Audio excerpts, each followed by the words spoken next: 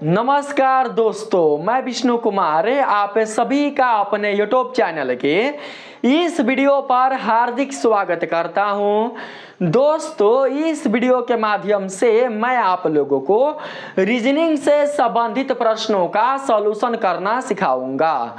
दोस्तों, इस वीडियो में मैंने रीजनिंग से संबंधित जो भी प्रश्न लिया हुआ है, ये सभी के सभी प्रश्न आप लोगों के लिए बहुत ही इम्पोर्टेंट होने वाले हैं। इसलिए आप लोग इस वीडियो में बताए जा रहे हैं किसी भी प्रश्न और उसके सॉल्यूशन को देखना और समझना नहीं भूलिएगा। तो आइए हम लोग पहले प्रश्न पर चलने का प्रयास करते हैं। दोस्तों, पहले नंबर प्रश्न में बताया जा रहा है, उस विकल्प का चयन करें जो दिए गए सेट के समान है। दोस्तों, सेट को ही समूच कहा जाता है। आप लोगों ने 11th क्लास में समूच से संबंधित जानकारी को प्राप्त किया होगा। दोस्तों, आप सभी जानते हैं कि जब संख्याओं के क्रम को या फिर शब्दों के क्रम को या फिर अंग्रेजी लेटर के क्रम को मंझोले कोष्ठक के अंदर लिखा जाता है तो इसे ही समूच कहा जाता है। और दोस्तों, आप लोग ये भी जानते हैं कि मंझोले कोष्ठक के अंदर आने वाले जो भी अंग्रेजी लेटर होते हैं या फिर जो भी गणितीय संख्याएं होते हैं, उन संख्याओं को, उन लेटर को समूच का सदस्य कहा जाता है। तो दोस्तों, आप यहां पर देख सकते हैं कि हमें एक समूच दिया हुआ है और इस समूच में सदस्य दिया हुआ है 3, 15 और 123। आप लोगों को यह बताना है कि इस समूच के जैसा ही, इस समूच के समान ही कौन सा समूच है। दोस्तों, ऑप्शन आपके सामने है। आप लोगों को बताना है कि इन 4 ऑप्शन में से ऐसा वो कौन सा ऑप्शन है जो इस समूच के समान ही अपना गुण प्रदर्शित कर रहा है।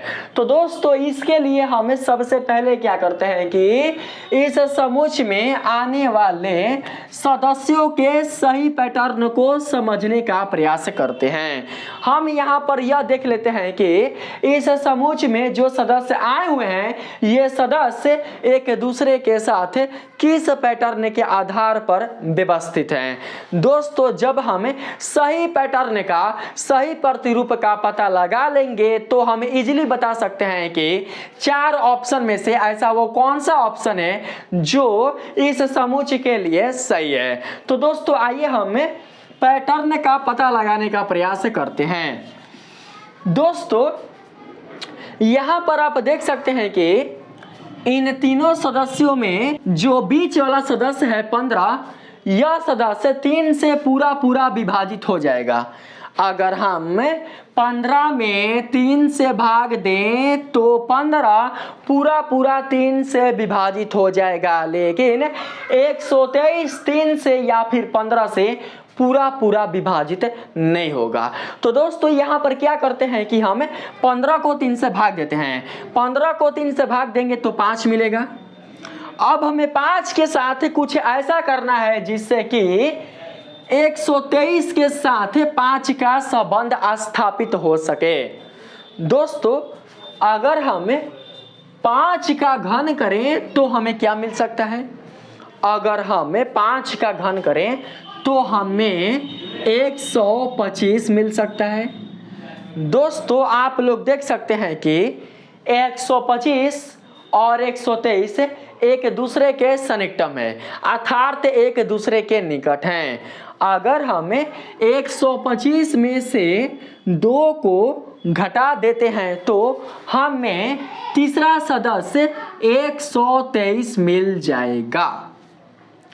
इसी पैटर्न के आधार पर इस समूच में आने वाले तीनों सदस्य एक दूसरे के साथ क्रमागत रूप से व्यवस्थित हैं।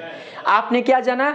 आपने ये जाना कि इस समूच में आने वाले 3 सदस्यों में से जो मध्य वाला सदस्य है वो पहले सदस्य से पूरा विभाजित हो जा रहा है। पूरा विभाजित होने के बाद जो मान प्राप्त हो रहा है, उस मान का घन करने पर जो मान प्राप्त हो रहा है वो मान तीसरे सदस्य के सन्निकटम प्राप्त हो जा रहा है। आपने यही ना जाना दोस्तों, 5 का घन 125, 125 123 के निकट है। और बस क्या करना है हमें दोस्तों, 125 में से 2 को घटा देना है, या फिर जो भी हमें मान मिलेगा भाग देने के बाद उसमें से 2 को घटा देना है। अगर 2 को घटाने के बाद मिलने वाला मान तीसरे सदस्य के समान आता है तो हम कहेंगे वह समुच्चय सही है। अगर नहीं आएगा तो कहेंगे कि वह समुच्चय बिल्कुल भी सही नहीं है। तो सबसे पहले हम ऑप्शन नंबर ए को लेकर चलते हैं, ठीक है। ऑप्शन नंबर ए में आने वाले सदस्य कौन कौन है दोस्तों? ऑप्शन नंबर ए में आने वाले सदस्य हैं 2,26, 125। दोस्तों 26 में 2 से भाग देंगे 13 मिलेगा। 13 का घन छोड़ो ना, 13 का स्क्वायर कीजिए, 13 का स्क्वायर करेंगे तो 169 मिलेगा। आप जरा दोस्तों सोच कर देखिए, 125 और 169 एक दूसरे के सन्निकटन है। अगर आप 169 में से 2 को घटाइएगा तो क्या 125 मिल जाएगा, जबकि हमने यहाँ पर 13 का घन भी नहीं किया है, 13 का स्क्वायर है ना किया है, घन हमने कहाँ किया है बताइए दोस्तों। इस ऑप्शन में आने वाला जो समुच्चय है वो दोस्तों गलत है। इस समुच्चय को लेकर हम बिल्कुल भी नहीं चलेंगे। अगले ऑप्शन पर चलने का प्रयास करते हैं दोस्तों। अगले नंबर ऑप्शन में जो समुच्चय आया हुआ है उस समुच्चय में सम्मिलित सदस्य कौन कौन है? उस समुच्चय में सम्मिलित सदस्य 5, 36 और 341 है, ठीक है। 36 5 से पूरा जाएगा बताइए तो, 36 5 से पूरा जाएगा भैया? 36 5 से पूरा नहीं जाएगा। जब 36 5 से पूरा जाएगा ही नहीं तो दोस्तों हम लोग इस ऑप्शन को भी लेकर नहीं चलेंगे, ठीक है। चलते हैं अगले नंबर के ऑप्शन पर। अगले नंबर के ऑप्शन में जो समुच्चय आया हुआ है उस समुच्चय में सम्मिलित सदस्य हैं 4, 24 और 214। हमें क्या करना है, हमें दूसरे पद में पहले पद से भाग देना है। देख सकते हैं कि 24 4 से पूरा कट जाएगा, क्या बचेगा? 6 बचेगा। 6 का घन करेंगे क्या मिलेगा? 216 मिलेगा। 216 214 के काफ़ी निकट है। अगर हम 216 में से 2 को घटाएं तो हमें 214 मिल जाएगा। दोस्तों आप लोग देख सकते हैं कि जैसा गुण इस समुच्चय में है ठीक वैसा ही गुण इस समुच्चय में भी है। जिस गुण के बारे में हम लोगों ने इस समुच्चय में पता लगाया था वैसा ही गुण दोस्तों हमें इस समुच्चय में भी मिला। यानी कि हम कह सकते हैं कि इस समुच्चय के जैसा ही जो अगला समुच्चय है वो ऑप्शन नंबर सी में आने वाला समुच्चय है। इसलिए इस प्रश्न का सही ऑप्शन हम लोग ऑप्शन नंबर सी को सेलेक्ट कर लेंगे, ठीक है दोस्तों। चलिए इस प्रश्न का सॉल्यूशन हो गया। अब आइए बढ़ते हैं अगले नंबर के प्रश्न पर। दोस्तों अगले नंबर प्रश्न में बताया जा रहा है निम्नलिखित आकृति में कितने त्रिभुज हैं? दोस्तों एक त्रिभुज है, ठीक है, एक त्रिभुज है और इस त्रिभुज में आपको बताना है कि कितने त्रिभुज हैं। आपको बताना है कि इस त्रिभुज में कितने त्रिभुज हैं, यानी कि इस आकृति में कितने त्रिभुज हैं, ठीक है दोस्तों। आकृति बना लेते हैं, ऐसे है, उसके बाद ऐसे है, फिर ऐसे है और फिर ऐसे है, ठीक है दोस्तों। बहुत ही आसान है। सबसे पहले आप लोगों को इस आकृति में आने वाले छोटे त्रिभुजों को गिन लेना है। इस आकृति में जो त्रिभुज छोटे रूप में शामिल है उन्हें हमें गिन लेना है। दोस्तों देख सकते हैं कि छोटा त्रिभुज यहाँ बन रहा है, यहाँ बन रहा है, यहाँ बन रहा है, यहाँ बन रहा है, यहाँ बन रहा है, यहाँ बन रहा है, यहाँ बन रहा है और यहाँ पर बन रहा है। यहाँ पर जो त्रिभुज बन रहा है वो दोस्तों बड़ा बन रहा है, ना कि छोटा बन रहा है। इसलिए हमें इन दोनों त्रिभुजों को बिल्कुल भी नहीं लेंगे। आइए त्रिभुजों को गिनते हैं। 1 2 3 4 4 5 5 और उसके बाद 6 7 8 8 गो है। यहाँ पर आप आकृति में देखकर गिन सकते हैं। ठीक है दोस्तों, इस आकृति में टोटल 8 छोटे त्रिभुज हैं। तो हमें क्या करना है कि 8 का 3 गुना कर देना है। दोस्तों आप सभी जानते हैं कि त्रिभुज की 3 भुजाएं होती हैं, इसलिए हम 8 का 3 गुना कर देंगे। जो मान मिलेगा यही मान दोस्तों इस प्रश्न का राइट आंसर हो जाएगा। कहने का मतलब यह हुआ कि इस त्रिभुज में टोटल 24 त्रिभुज शामिल है। तो आप लोगों का इस प्रश्न का जो सॉल्यूशन है वो दोस्तों हो चुका। आइए चलते हैं अगले नंबर के प्रश्न पर। दोस्तों अगले नंबर प्रश्न में बताया जा रहा है, दिए गए विकल्पों में से वेन आरेख का चयन करें जो निम्नलिखित वर्गों के बीच सही संबंध को दर्शाता है। दोस्तों हमारे पास वर्ग के रूप में 3 शब्द आए हुए हैं। कौन कौन? क्लर्क, पुरुष, अस्थायी कर्मचारी। आप लोगों को बताना है कि इन तीनों वर्गों की सहायता से कौन सा वेन आरेख बनेगा।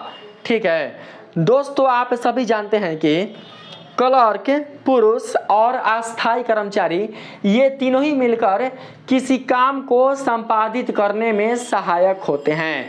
इन तीनों के बिना बिल्कुल भी काम का संपादन नहीं हो सकता है। दोस्तों हम यहाँ पर यह समझ सकते हैं कि क्लर्क पुरुष ही होगा और अस्थायी कर्मचारी भी पुरुष ही होगा। तो दोस्तों आप लोग यह समझ कर रखिएगा कि क्लर्क और अस्थायी कर्मचारी और मान लेते हैं कि कोई पुरुष है, इन तीनों की सहायता से किसी काम का संपादन होता है। तो दोस्तों काम का संपादन कैसे हो रहा है? काम का संपादन इन तीनों के मिलने के कारण हो रहा है। इसलिए हम लोग वेन आरेख की जो आकृति बनाएंगे वो बनाएंगे इस तरीके से, ठीक है, ऐसे बनाएंगे। दोस्तों यहाँ पर हाई वाला आकृति हो जाएगा क्लर्क के लिए, हाई वाला आकृति हो जाएगा पुरुष के लिए और हाई वाला आकृति हो जाएगा अस्थायी कर्मचारी के लिए। तीनों आकृति को हमने मिला दिया है, यानी कि दोस्तों 3 वृत्त हो जाएंगे अलग अलग इस तरीके से, और इन तीनों वृत्तों को ही हमने मिला दिया है क्योंकि ये तीनों लोग ही मिलकर किसी काम को संपादित करने में सहायक होते हैं। इसलिए दोस्तों इन तीनों शब्दों के कारण, इन तीनों लोगों के कारण, इन तीनों वर्गों के कारण जो वेन आरेख की आकृति निकल कर आएगी वो दोस्तों कुछ इस प्रकार से ही निकल कर आएगी। ऐसा आकृति जिस ऑप्शन में शो हो रहा है उस ऑप्शन को ही आप लोग सेलेक्ट कीजिएगा। ठीक है दोस्तों, इस प्रश्न का जो सही आंसर होगा वो हो जाएगा ऑप्शन नंबर डी। आप लोग ऑप्शन नंबर डी को सेलेक्ट कर लीजिएगा। इस प्रश्न में बताया जा रहा है, यदि एक निश्चित भाषा में एग्जाम्पल को DWZLOKD के रूप में कोडित किया जाता है तो उस भाषा में इलेक्शन को कैसे कोडित किया जाएगा, यही आप लोगों को दोस्तों बताना है।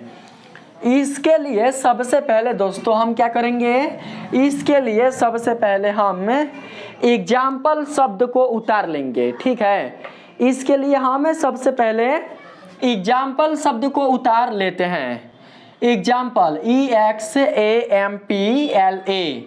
ठीक है दोस्तों, E को कोडित किया जा रहा है D में, X को कोडित किया जा रहा है W में, A को कोडित किया जा रहा है Z में, M को कोडित किया जा रहा है L में, P को कोडित किया जा रहा है O में, L को कोडित किया जा रहा है K में और इसी प्रकार से E को कोडित किया जा रहा है D में। ठीक है, हमें बताना है कि इलेक्शन शब्द को किस भाषा में कोडित किया जाएगा। दोस्तों आप देख सकते हैं कि यहाँ पर जो D है वो दोस्तों E में कोडित है, या फिर जो E है वो D में कोडित है। दोस्तों डी ई से पहले आता है या ई के बाद आता है? पहले आप लोग ये बताइए, जो डी है वो ई से पहले आता है या फिर ई के बाद आता है? अगर हम लिखें A B C D E तो आप देख सकते हैं कि जो डी है वो ई से पहले आया हुआ है। तो दोस्तों पहले आने के कारण हम यहाँ पर -1 लिख लेंगे। कहने का मतलब यह हुआ कि डी लेटर ई से पहले आया हुआ है, ना कि ई के बाद आया हुआ है। एक लेटर पीछे है, कौन? डी। किससे? ई से, इसलिए यहाँ पर हम -1 लिख लेंगे। आगे देख सकते हैं क्या है, आगे है W। X को कोडित किया गया है W में। दोस्तों आप जानते हैं कि W X से पीछे आता है, W X से पीछे आता है।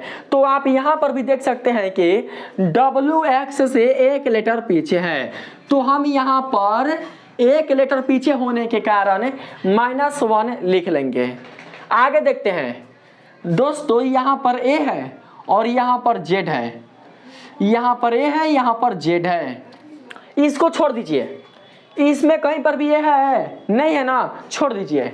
आगे चलते हैं M पर।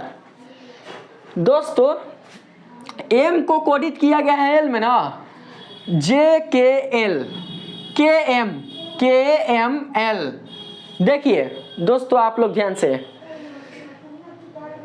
PQRSTUVWXYZ है, ABCDEFGHI JKL KLM होगा, JKLM।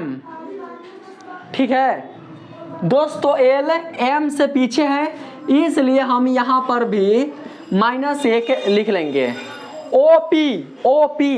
OP से पीछे है, इसलिए हम यहाँ पर -1 लिख लेंगे। L के, तो दोस्तों आपने कहीं पर देखा होगा, देखिए यहाँ पर देख सकते हैं जो K है वो L से पीछे है ना, तो L से पीछे होने के कारण यहाँ पर -1 लिख लेंगे। ठीक है, और यहाँ पर तो आपको पता है कि E D में कोडित हुआ है, तो यहाँ पर भी E D में कोडित हुआ है। दोस्तों कहने का मतलब ये हुआ कि हम यहाँ पर जो भी भाषा लेंगे उस भाषा का लेटर कैसे बनाएंगे, उस भाषा का लेटर इन लेटरों की सहायता से बनाएंगे। देखेंगे कि ई के पीछे क्या होता है, एल के पीछे क्या होता है, ई के पीछे क्या होता है, सी के पीछे क्या होता है, टी के पीछे क्या होता है, आई के पीछे क्या होता है, ओ के पीछे क्या होता है, एन के पीछे क्या होता है। ठीक है, इसी के आधार पर दोस्तों हम नई भाषा का निर्माण करेंगे। ई के पीछे क्या होता है भैया, डी होता है ना, बताइए। एल है एल, जे के एल, तो हम यहाँ पर के लिख लेंगे। एल के पीछे के होता है, यहाँ पर क्या है भैया, यहाँ पर ई है ना, ई के पीछे क्या होता है, तो डी, यहाँ पर डी लिख लेंगे। सी के पीछे क्या होता है, बी, यहाँ पर बी लिख लेंगे। PQRST, टी के पीछे क्या होता है, एस, यहाँ पर एस लिख लेंगे। आई के पीछे क्या होता है, PQRSTUVWXY। GHI, एच होता है एच, यहाँ पर एच लिख लेंगे। ओ के पीछे क्या होता है भैया, MNO, ओ के पीछे एन होता है, एन के पीछे क्या होता है, MNO, PQRSTUVWXYZ M, तो यहाँ पर M लिख लेंगे। मिलाइए, DKDBSHNM। दोस्तों यह शब्द जिस ऑप्शन से मैच कर रहा है उसी ऑप्शन को इस प्रश्न के लिए राइट ऑप्शन मानेंगे। ठीक है, आप लोग यहाँ पर देख लीजिए किस ऑप्शन से मैच कर रहा है, DKDBSHNM, option number D. Option number D ही इस प्रश्न का राइट आंसर होगा। बात आ गई समझ में। अब चलते हैं अगले नंबर के प्रश्न पर। दोस्तों इस प्रश्न में कहा गया है विकल्प का चयन तीसरे पद से उसी प्रकार संबंधित है जैसे दूसरा पद पहले पद से संबंधित है।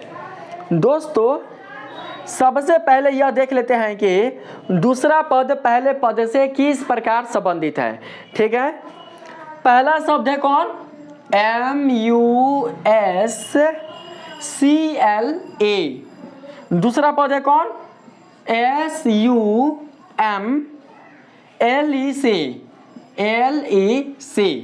ठीक है दोस्तों, आप लोग S को S से मिला दीजिए, M को M से मिला दीजिए, U को U से मिला दीजिए, C को C से मिला दीजिए, E को E से मिला दीजिए, L को L से मिला दीजिए। ऐसे ही तो करना है। इसी पैटर्न के आधार पर हमें यह बताना है कि आउटपुट किस शब्द में कोडित होगा। ठीक है, लिखेंगे आउटपुट। ठीक है दोस्तों, आउटपुट यहाँ पर क्या आएगा, T, यहाँ पर क्या आएगा, T, यहाँ पर क्या आएगा, U। T नहीं आएगा, O आएगा। ठीक है दोस्तों, यहाँ पर चलते हैं दोस्तों, यहाँ पर आएगा P और यहाँ पर आएगा T और यहाँ पर आएगा U। मिला लीजिए किस ऑप्शन से मैच कर रहा है, TUO UTP, option number D. Option number D ही इस प्रश्न का राइट आंसर हो जाएगा। चलिए भैया, हो गया। बढ़ते हैं अगले नंबर के प्रश्न पर। दोस्तों, इस प्रश्न में कहा जा रहा है उस आकृति का चयन करें जो निम्नलिखित श्रृंखला में आगे आएगी। दोस्तों, आकृतियों की श्रृंखला आप लोग यहाँ पर देख सकते हैं और आप लोगों को आकृतियों के श्रृंखला में आने वाले आकृतियों के सही पैटर्न के आधार पर यह बताना है कि खाली बॉक्स में आगे कौन सी आकृति आएगी। ठीक है दोस्तों, पहले नंबर बॉक्स में आकृति का स्वरूप ऐसा है, दूसरे नंबर बॉक्स में आकृति का स्वरूप ऐसा है, तीसरे नंबर बॉक्स में आकृति का स्वरूप ऐसा है, चौथे नंबर बॉक्स में आकृति का स्वरूप कैसा होगा, यही आप लोगों को बताना है। ठीक है दोस्तों, देखिए यहाँ से देखिए, ये वाला जो आप देख रहे हैं ना, ये वाला जो आप रेखाखंड देख रहे हैं, ये रेखाखंड यहाँ से टूट गया है, ये रेखाखंड यहाँ से टूट गया है और टूटकर यही रेखाखंड यहाँ पर आ गया है। देखिए टूटा है तो यहाँ पर दिखाई दे रहा है दोस्तों, नहीं दिखाई दे रहा है ना, यही रेखाखंड टूटकर यहाँ पर आया हुआ है। ठीक है, आगे देखिएगा दोस्तों, इस आकृति में आप देख सकते हैं कि ये वाला रेखाखंड इस आकृति में शामिल नहीं है, यानी कि हाई वाला रेखाखंड टूटकर आ चुका है। कहां पर, इस आकृति में हाई वाला रेखाखंड टूटकर आ चुका है यहां पर। कहां पर, यहां पर। हाँ, ये रेखाखंड टूटकर दोस्तों यहां पर गया है। ठीक है, आपको बताना है कि आगे कौन सा रेखाखंड टूटेगा, यही आप लोगों को बताना है।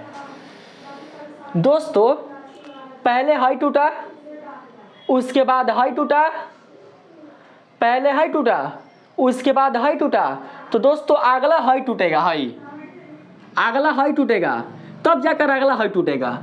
ठीक है, तो हम क्या करते हैं कि आकृति बनाते हैं ऐसा और हाई नहीं बनाएंगे, क्योंकि अगला जो रेखाखंड टूटेगा वो दोस्तों यही टूटेगा, हाई वाला रेखाखंड, हाई वाला भुजा टूटेगा। ठीक है, पहले से कितना बना हुआ है, पहले से इतना बना हुआ है, इतना बना लेंगे। अब देखना ये है कि जो ये टूटा हुआ रेखाखंड है, ये रेखाखंड कहाँ ज्वाइन होगा, ऊपर होगा या फिर यहाँ पर होगा, यही हमें देखना है। ठीक है दोस्तों, पहला रेखाखंड टूटकर यहाँ पर आया। ठीक है, दूसरा जो रेखाखंड है वो टूटकर यहाँ पर आया, दूसरा रेखाखंड टूटकर यहाँ पर आया, तीसरा रेखाखंड टूटकर कहाँ पर जाएगा दोस्तों, तीसरा रेखाखंड टूटकर यहाँ पर जाएगा।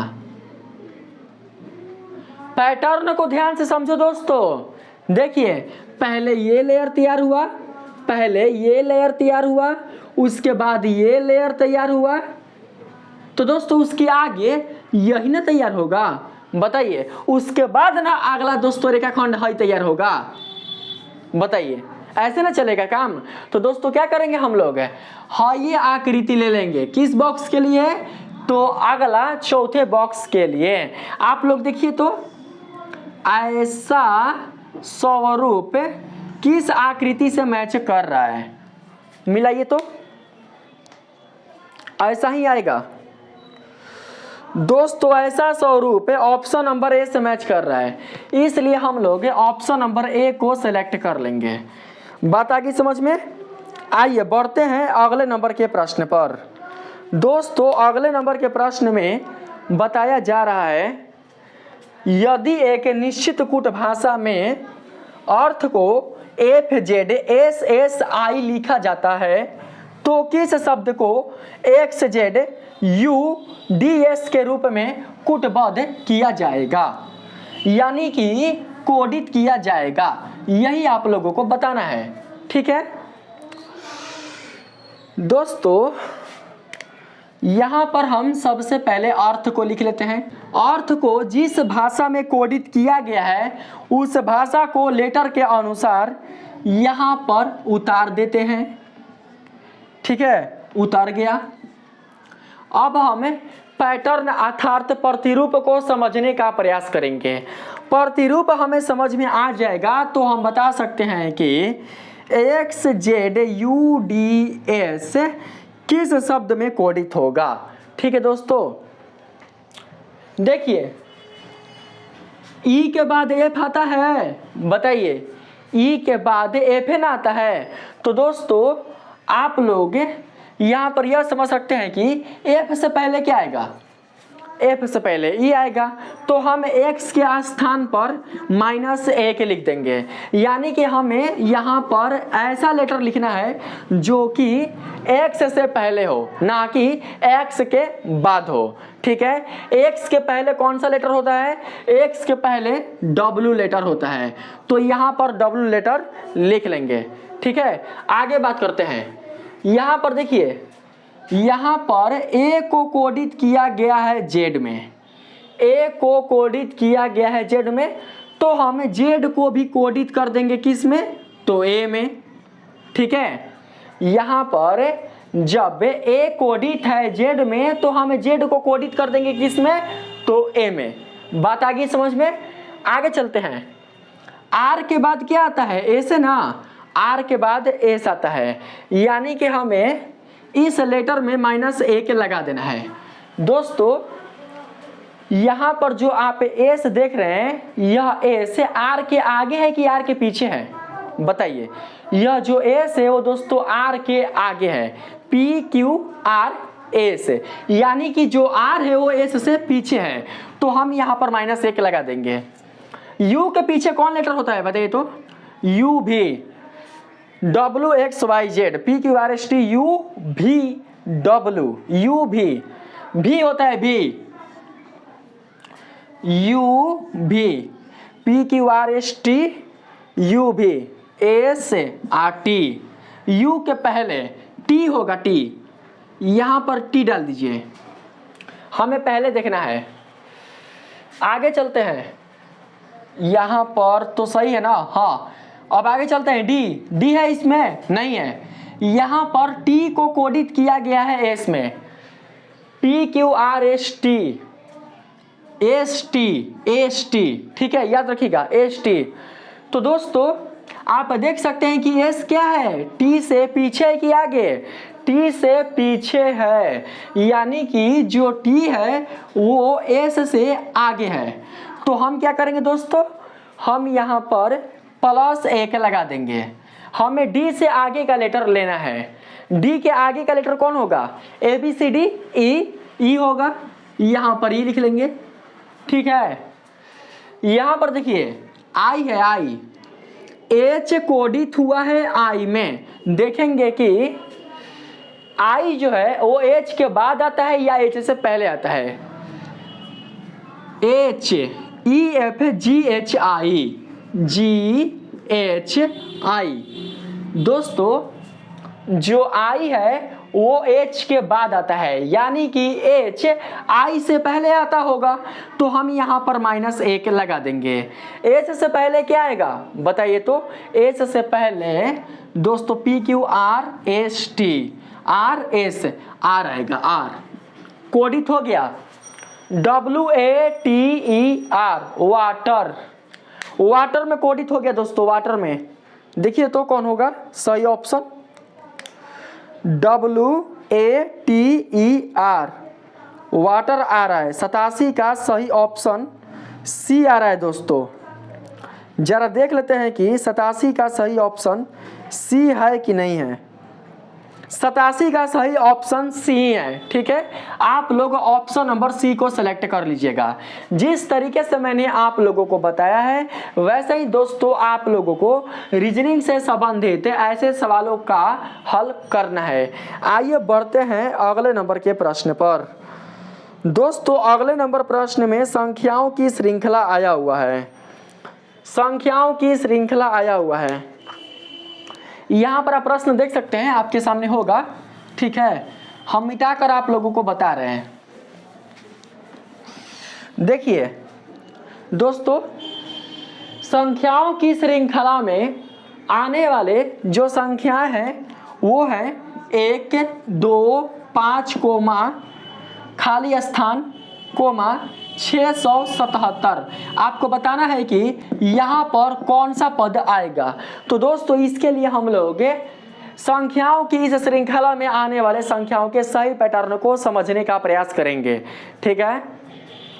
1 के बाद 2 है ना, 2 के बाद 5 है। दोस्तों अगर हम 1 का स्क्वायर करें और उसमें 1 जोड़ दें तो क्या मिलेगा? 2 मिलेगा, बताइए। इसी प्रकार से 2 का स्क्वायर करें और इसमें हम 1 को जोड़ दें तो 5 मिलेगा। 2 दूनी के 4 है, 1 5 है। तो दोस्तों आगे क्या करेंगे? आगे हम 5 का स्क्वायर करेंगे और उसमें 1 जोड़ देंगे। 5 × 25 25 है, 1 26। यानी कि यहाँ पर कौन सा पद आएगा? तो 26 आएगा। लेकिन अब भी दोस्तों हमें यहाँ पर हम 100% श्योर नहीं होंगे कि यहाँ पर 26 ही आएगा। यहाँ पर हम जांच करके देखते हैं दोस्तों। 26 की सहायता से जांच करके देखते हैं कि अगला पद 677 प्राप्त होता है कि नहीं, ठीक है दोस्तों। इसी पैटर्न के आधार पर 26 का वर्ग करेंगे और 1 जोड़ेंगे। 6 × 36 के 6 हासिल लगा 3, 2 × 12 12 दूनी 24 24 3 27 27 के साथ हासिल लगा 2 2 दूनी के 4 4 2 6 676 में 1 को ऐड कीजिएगा तो 677 आ जाएगा। यानी कि हमने जो संख्या 26 निकाला यही संख्या इस खाली स्थान के जगह पर आएगा। इस प्रश्न का जो सही ऑप्शन होगा वो दोस्तों कौन हो सकता है? Option number B. Option number B ही इस प्रश्न का राइट आंसर होगा। आइए बढ़ते हैं अगले नंबर के प्रश्न पर। दोस्तों इस सवाल में कहा जा रहा है यदि एडिरेट का अर्थ है भाग, एडिरेट का अर्थ है भाग, आगे का बोला भैया हज का अर्थ है गुना, हज का अर्थ है गुना, एस का अर्थ है प्लस, एस का अर्थ क्या है भैया? प्लस। उसके बाद बोला है और परसेंट का अर्थ है माइनस, परसेंट का अर्थ है माइनस। तो आप लोगों को यह बताना है कि 18 हज डू एडिरेट डू एस 18%, 18 का मान क्या होगा? यही दोस्तों आप लोगों को बताना है, ठीक है। आइए हम सॉल्व करते हैं। बहुत ही आसान है दोस्तों। लिखेंगे 18 और हज के स्थान पर गुना लिख लेंगे, क्योंकि हज को गुना में कन्वर्ट किया गया है, ठीक है। यहाँ पर गुना आ जाएगा, फिर 2 लिख लेंगे एडिरेट के स्थान पर, एडिरेट के स्थान पर भाग लिख लेंगे, 2 लिख लेंगे, एस के स्थान पर प्लस लिख लेंगे, फिर 18 लिख लेंगे, परसेंट के स्थान पर माइनस लिख लेंगे और फिर 18 लिख लेंगे, ठीक है। आइए सोल्व करते हैं बोडमस के नियम के अनुसार। दोस्तों दो कटेगा तो 1 बचेगा, आप प्लस 18 माइनस 18 यानी कि 0 बचेगा। 18 में 1 से गुना करेंगे तो मान 18 मिलेगा। मिलाइए तो किस ऑप्शन से मैच कर रहा है? ऑप्शन नंबर डी से। ऑप्शन नंबर डी इस प्रश्न का राइट आंसर होगा। चलते हैं अगले नंबर के प्रश्न पर। दोस्तों इस प्रश्न में बताया जा रहा है उस विकल्प का चयन करें जिसमें दी गई आकृति समाहित है। दोस्तों एक आकृति दिया हुआ है ऐसे, ये बहुत आसान है, आप बता सकते हैं कि यह किसमें समाहित है। दोस्तों ऑप्शन नंबर ए में, एकदम आसान है। ऑप्शन नंबर ए में आप यहाँ पर आकृति देख सकते हैं, उस आकृति में एक बॉक्स ऐसा आया हुआ है। ऑप्शन नंबर ए में जो आकृति आया हुआ है उस आकृति में एक बॉक्स ऐसा आया हुआ है। ठीक है दोस्तों, इस बॉक्स में से अगर दोस्तों हम इसको ले लें, इसको और इसको, ठीक है। थोड़ा सा लो ना भैया, आगे बढ़ा देते हैं। आगे बढ़ना जाएगा, आगे बढ़ेगा तो आ जाएगा दूसरा बॉक्स में। हाई आगे बढ़ेगा तो दूसरे बॉक्स में आएगा, बताइए। तो दोस्तों हाई निकाल लेंगे, फिर हाईलाम का निकाल लेंगे, फिर उसके बाद हाई निकाल लेंगे, तो आना गया। ऑप्शन नंबर ए ही इस प्रश्न का राइट आंसर होगा। आइए चलते हैं अगले नंबर के प्रश्न पर। दोस्तों अगला जो प्रश्न है वो आप लोगों के सामने आ चुका है। दोस्तों इस प्रश्न में बताया जा रहा है एक पासे की 2 स्थितियां नीचे दर्शाई गई हैं। जब शीर्ष पर 5 बिंदु हो तो नीचे कितने बिंदु होंगे? दोस्तों आप लोग यहाँ पर फिगर देख सकते हैं, फिगर आप लोगों के सामने आया हुआ है। हालांकि फिगर पर आप लोगों को बिल्कुल भी ध्यान नहीं देना है।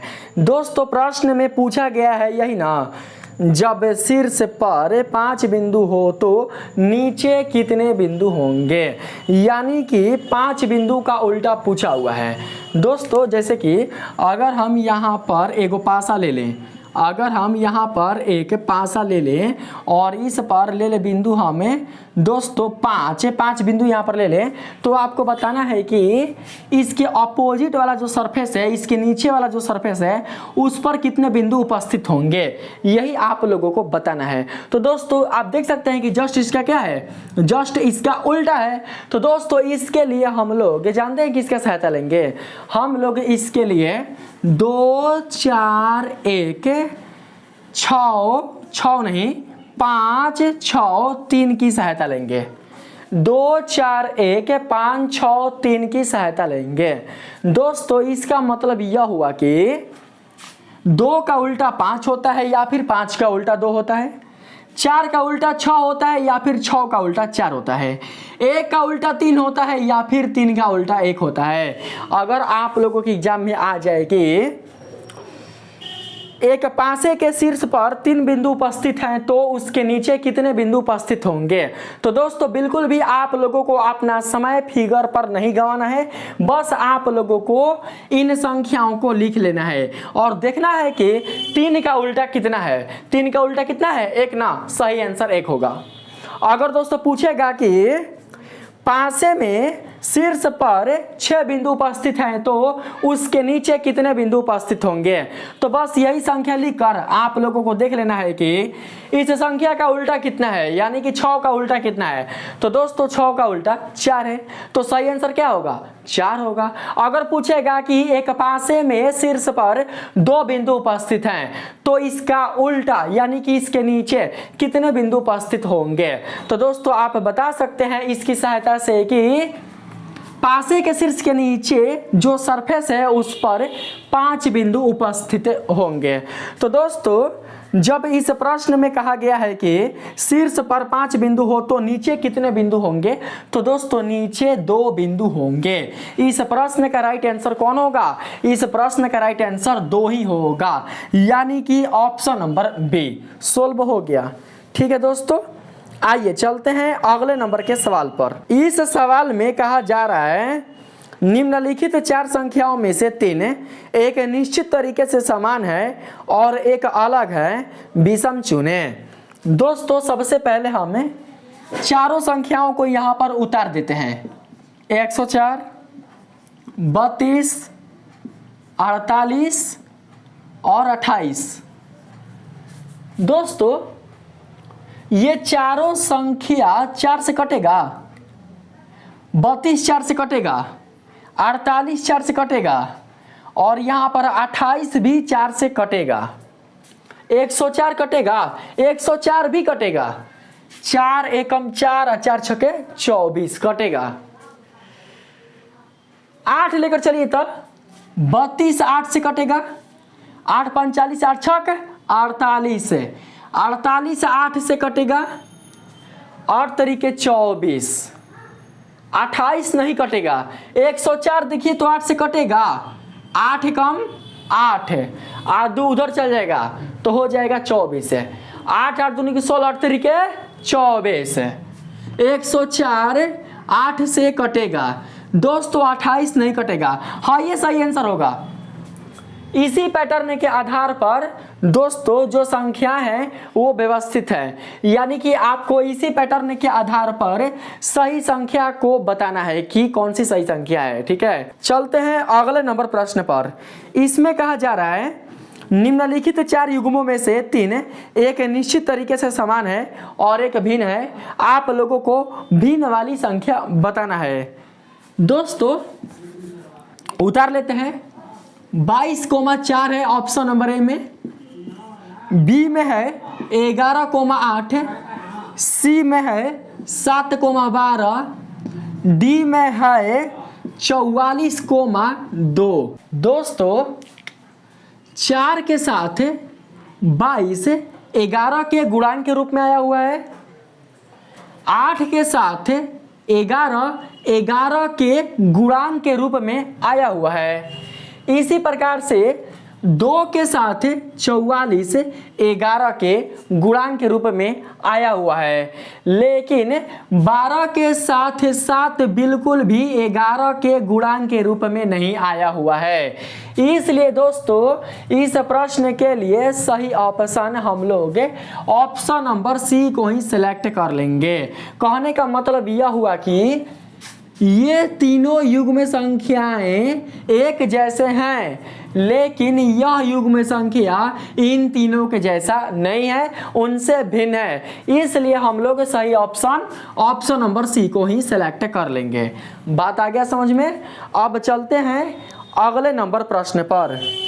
दोस्तों अगले नंबर प्रश्न में कहा जा रहा है उस संख्या युग्म का चयन करें जो दिए गए संख्या युग्म के अनुरूप है। दोस्तों हमें दिया गया है संख्या युग्म 13:338 के रूप में। आप लोगों को यह बताना है कि इस युग्म के जैसा ही कौन सा युग्म संख्या प्रदर्शित हो रहा है। ठीक है, यही आप लोगों को बताना है। दोस्तों इसके लिए हम लोग सबसे पहले यह देख लेते हैं कि 13 और 338 के बीच कौन सा संबंध स्थापित हो रहा है। यानी कि हम यहाँ पर देख लेते हैं कि 13 और 338 एक दूसरे के साथ किस प्रतिरूप के आधार पर जुड़े हुए हैं। जब दोस्तों हमें प्रतिरूप को जान लेंगे तो हमें इजीली यह बता सकते हैं कि इस संख्या युग्म के जैसा कौन सा युग्म संख्या अपना प्रतिरूप प्रदर्शित कर रहा है। तो दोस्तों आप लोग यहाँ पर समझने का प्रयास कीजिएगा। आप सभी जानते हैं कि 13 का वर्ग 169 होता है। आप सभी जानते हैं कि 13 का वर्ग 169 होता है। यदि दोस्तों हमें 169 को 150 मान लें और 338 को 300 मान लें तो दोस्तों आप देख सकते हैं कि 169 338 का आधा है और 338 169 का 2 गुना है। तो दोस्तों हम यहाँ पर क्या करेंगे कि 169 का 2 गुना करेंगे। देखते हैं कि 169 का 2 गुना करने पर 338 मिलता है कि नहीं। ठीक है, 9 दूनी 18 की 88 लगा 1 है, 16 दूनी 32 है, 1 33 है, 338। दोस्तों आप लोग देख सकते हैं कि 13 का वर्ग करने पर जो मान मिला है 169, उसका 2 गुना करके 338 का मान प्राप्त यहाँ पर कर दिया गया है। यानी कि आप समझ पा रहे हैं कि 13 और 338 ये दोनों संख्याएं युग्म रूप में इसी पैटर्न के आधार पर एक दूसरे से जुड़े हुए हैं। हमें इसी पैटर्न के आधार पर यह देखना है कि इन चारों ऑप्शन में से कौन सा ऑप्शन राइट है। ठीक है दोस्तों, सबसे पहले हम चलते हैं ऑप्शन नंबर ए में। ऑप्शन नंबर ए में आया हुआ है 5:52।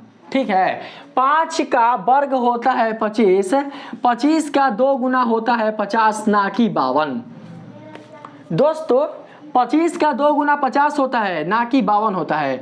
तो यहाँ पर आप देख सकते हैं कि ऑप्शन गलत है, हम इस ऑप्शन को लेकर नहीं चलेंगे। अगला ऑप्शन दोस्तों लेते हैं 9:729। 9 का वर्ग होता है 81, 81 का 2 गुना करेंगे तो क्या मिलेगा? 80 दूनी 160, 162।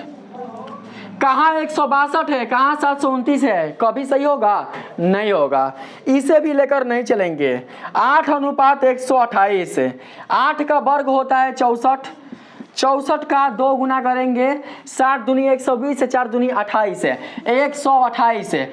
यही ऑप्शन इस प्रश्न के लिए राइट ऑप्शन होगा। यानी कि ऑप्शन सी में आने वाले संख्या युग्म में जो संख्या है यही संख्याएं इस युग्म के जैसा अपना स्वरूप प्रकट कर रहे हैं, इसलिए हम ऑप्शन नंबर सी को ही सिलेक्ट कर लेंगे। ठीक है दोस्तों, देखिए यहाँ पर लाइट कट चुका है, हो सकता है कि आप लोगों को दिखाई भी नहीं दे रहा होगा। ठीक है, थोड़ा सा आप लोग मैनेज कीजिएगा दोस्तों। अगले नंबर सवाल में कहा जा रहा है उस शब्द युग्म का चयन करें जिसमें 2 शब्द उसी प्रकार संबंधित है जैसे निम्नलिखित शब्द युग्म में 2 शब्द हैं। हमें दिया हुआ है शब्द युग्म आस्माइल और लाफ है। लाफ दिया हुआ है ना? हाँ, लाफ दिया हुआ है। दोस्तों लाफ का छोटा रूप होता है आस्माइल। ठीक है, यानी कि जब आप अंदर से खुश होते हैं तो मुस्कुराते हैं, बहुत ज्यादा खुश होते हैं तो हंसते हैं मुंह खोलकर, यानी कि मुस्कुराने का जो दीर्घ रूप है वही दोस्तों लाफे होता है। तो इसी प्रकार से देखते हैं कि इन चारों ऑप्शनों में से कौन सा हमारा राइट ऑप्शन होगा। दोस्तों ऑप्शन नंबर ए में आया हुआ है अस्पीक और कौन? साउट। ठीक है दोस्तों, स्पीक का मतलब होता है बोलना और साउट का मतलब होता है चिल्लाना। दोस्तों बोलने का जो दीर्घ रूप है वो है चिल्लाना। बोल हम भी रहे हैं लेकिन कैसे बोल रहे हैं? चिल्ला चिल्ला कर, मतलब तेज रूप से बोल रहे हैं। तो दोस्तों यहाँ पर जो शब्द हमारे लिए आएगा वो आएगा साउट के रूप में, ना कि स्पीक के रूप में। दोस्तों जिस प्रकार से स्माइल का दीर्घ रूप है लाफ होता है, ठीक है उसी प्रकार से स्पीक का दीर्घ रूप साउट होता है। तो यहाँ पर इस प्रश्न के लिए सही ऑप्शन हम लोग ऑप्शन नंबर ए को ही सेलेक्ट कर लेंगे, यही दोस्तों राइट ऑप्शन हो जाएगा। अब आइए बात करते हैं अगले नंबर के प्रश्न पर। दोस्तों अगले नंबर प्रश्न में बताया जा रहा है उस विकल्प का चयन करें जो तीसरे पद से उसी प्रकार संबंधित है जैसे दूसरा पद पहले पद से संबंधित है। दोस्तों यहाँ पर सबसे पहले हम यह देख लेते हैं कि दूसरा पद पहले पद से किस प्रकार से संबंधित है। ठीक है, दूसरा पद है 102, पहला पद है 24।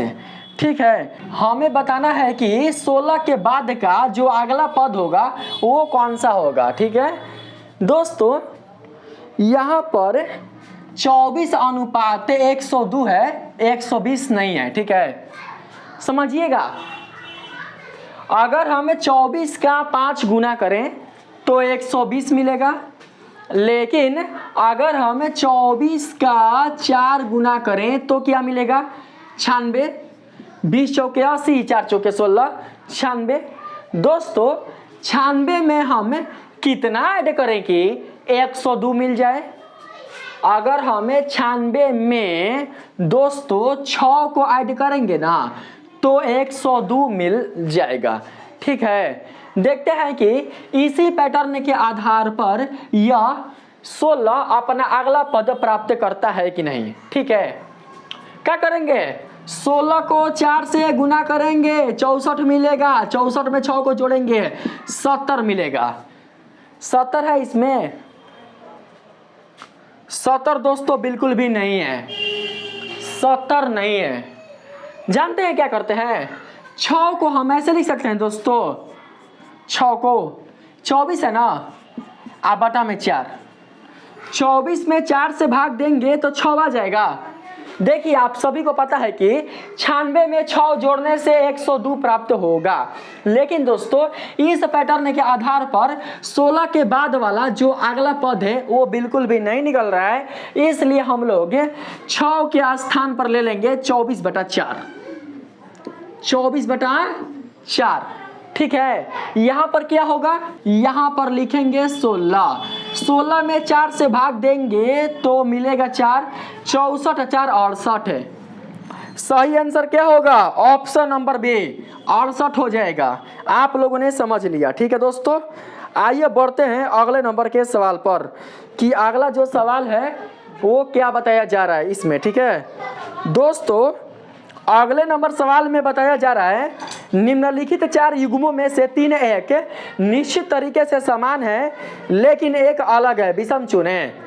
दोस्तों भालू हिरन है, यहाँ पर देख सकते हैं, मेढक मगरमच्छ है, सांप छिपकली है, तोता ईगल है। दोस्तों भालू हिरन दोस्तों, हिरन जो होता है वो भी जंगल में रहता है और भालू भी जंगल में ही रहता है, लेकिन ये दोनों ही दोस्तों स्थल में रहते हैं। और साथ ही जो भालू है दोस्तों बर्फीला क्षेत्र में भी रह सकता है, लेकिन हिरन बर्फीला क्षेत्र में नहीं रह सकता है, इसको नहीं लेंगे।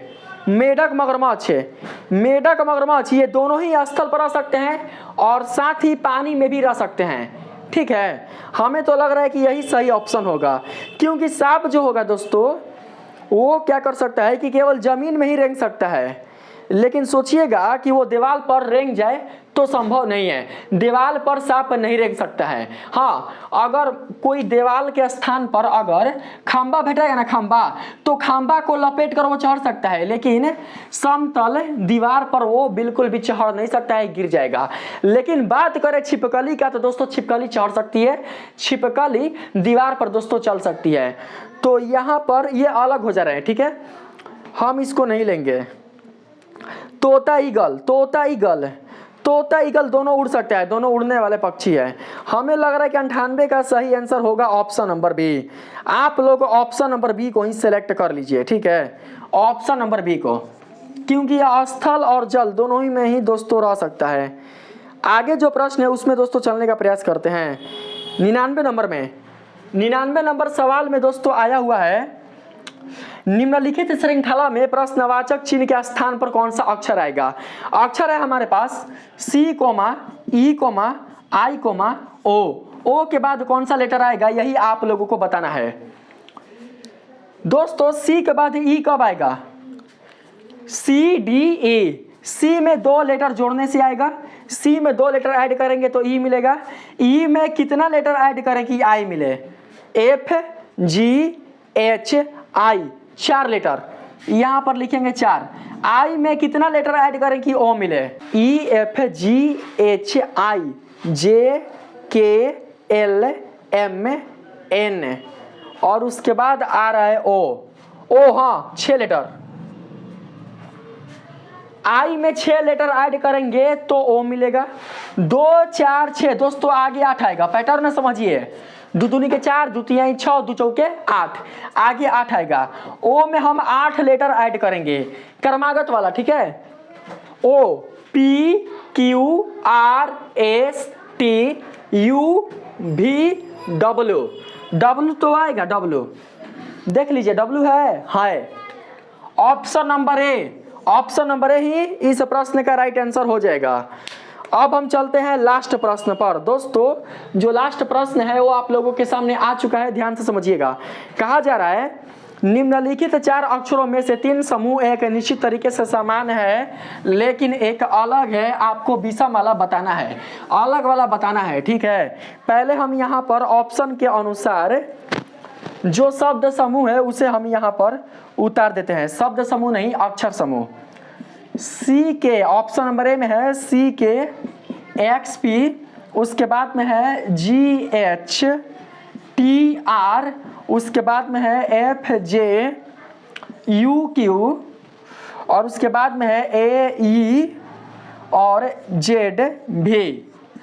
दोस्तों आप लोग ध्यान से समझिएगा, देखिए यहाँ पर X के बाद P क्रमागत रूप से नहीं आया हुआ है, यहाँ पर X के बाद P है, U के बाद Q है और यहाँ पर Z के बाद V है। इधर देखिए तो इधर C के बाद K है, G के बाद H है, GH, EFIGH, GH क्रमागत है, GH क्रमागत है, CK क्रमागत नहीं है, FJ क्रमागत नहीं है, AE क्रमागत नहीं है, यानी कि ये तीनों एक जैसे हैं लेकिन GHTR इन तीनों के जैसा नहीं है। तो दोस्तों हम लोग इस प्रश्न के लिए सही ऑप्शन नंबर बी को सेलेक्ट कर लेंगे। दोस्तों आज के इस वीडियो में इतना ही। अगर आप लोगों को इस वीडियो में बताए गए कुल जितने सारे रीजनिंग से संबंधित प्रश्न हैं वो अगर समझ में आया है तो आप लोग इस वीडियो को लाइक और सब्सक्राइब करना नहीं भूलिएगा। मिलते हैं फिर से एक नए वीडियो के साथ, तब तक के लिए धन्यवाद।